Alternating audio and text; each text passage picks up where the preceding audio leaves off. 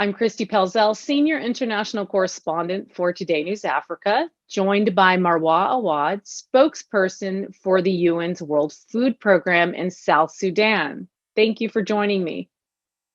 Thank you for having me. So I want to start by giving people a little bit of perspective. For starters, the population is around 12 million right now, and 7.2 million are acutely hungry. So 7.2 million of 12 million, that's about 60% of the population, is becoming increasingly hungry. And this is 10 years after South Sudan gained independence. So this is very hard on a lot of South Sudanese people who have had hopes and dreams of realizing their future. And many of them actually, when we speak to them, say that they still have hope, but they just need more help than they have received over the past decade. On March 12th, at the 46th session of the UN Human Rights Council, Mr. James Duttridge, the UK Minister for Africa, who also visited South Sudan in October, he said that continued violence and food shortages were a weapon of war against the people. How can food be used as a weapon of war? So the World Food Program received the Nobel Peace Prize in 2020 for that reason, for being the organization that worldwide had employed its staff and utilized its resources to bring about peace in countries where there's conflict. Now, we know that food is the number one priority for any person who is embroiled in conflict. And so we are a first responder organization. We have worked in multiple countries where conflict is used to either take away food as a resource or to divert it. Our role as neutral and impartial humanitarians is to make sure that we leave no one behind, and everyone who needs help, no matter on what side of the political spectrum they are, is given that dignity. So as humanitarians, we're saying to the international community and to donors, not only is emergency aid important, so yes, food baskets and shelter and healthcare are very important, but also the long-term development and resilience building. We need to actually start working on producing or implementing projects that allow people to grow their own food or to find the kind of livelihood that they can stabilize their lives through, and then build their lives and their futures and put their kids through school. And from that global charitable standpoint, it looks like since South Sudan's independence that this oil-rich country has received hundreds of millions of dollars in monetary and non-monetary aid, and the perception is that's not being managed fairly or transparently. When World Food Program's managing the procurement and distribution of aid, are you coming up short? Where are the bottlenecks? Why isn't aid, money, and natural resources of the country enough? The program that we devise, whether it's emergency aid, so in areas that have immediate suffering, for example, recent floods in Jonglei and certain parts in the Tonj states and also in Awil, those areas have triggered mass population displacement because of the flooding. So we move in with emergency aid. That's the majority of our assistance here. And a growing part of it is the investment in livelihoods projects. So in areas where we find there is the possibility of setting up roads and building markets and training smallholder farmers so that they can grow their own food and sell it in the market and make a living, we move in with the resources that we have. Unfortunately, the needs keep growing because South Sudan is a very complex operation. It's a huge country with tremendous resources, as you mentioned, and it's only 12 million people.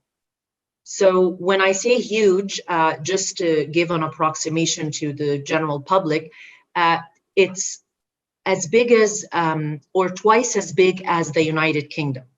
So it's fairly large, and it only has 12 million people. So we can go a very long way with a bit of more resourcing and funding that we're hoping to get this year in 2021. That's a great point, that it's not really that many people when you put it into perspective. And it's not just about getting handouts. There's so many other issues that are contributing to this, climate change and sustainable, setting up sustainable systems like these food markets you're talking about.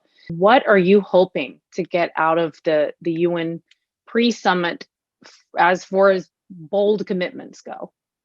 No, thank you for asking this, because what I wanted to clarify also to the general public, just based on the missions that I go on or the field visits, is that South Sudanese people themselves, they want to become independent. They don't want to continue to rely on food rations and aid that comes to them just because they need it.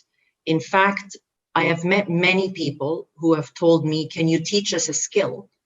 And someone actually told me that there was an amazing program that was funded by one of the major donor governments that was running for a period of 3 years. And he told me through that period, he was very successful. He was able to learn a skill of making certain handicrafts that were of use in his village, and to maintain that sort of little business that he had. But unfortunately, the program came to an end because the funding stopped. And so in that little period, there was this promise, and there were a lot of people who joined in his village. And unfortunately, it wasn't around long enough to enable that link, enable those people to sort of establish that market that would then be sustained. And so what we're trying to explain here ahead of time, ahead of the summit, but also before the year comes to an end, is that more funding needs to come towards this livelihoods and job opportunities creation programs, because the people here actually want to graduate themselves or go beyond needing food aid. The World Food Program recently published a report outlining all of the countries, not just South Sudan, but all the countries that are facing, acute food shortages and severe hunger. Can you tell me a little bit about that report? What we found was that there are 20 countries globally where there is a pattern of increasing hunger, where people are becoming more hungry by the day. They are unable to access food, either because of conflict or because of climate change or any natural disasters that is not allowing them to, continue living in a stable manner.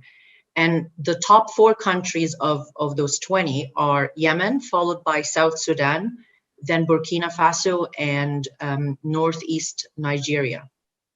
In these 4 countries, there are areas that are extremely poor because people are either cut off from development, or they are in areas that are withstanding extreme shocks of one sort or another.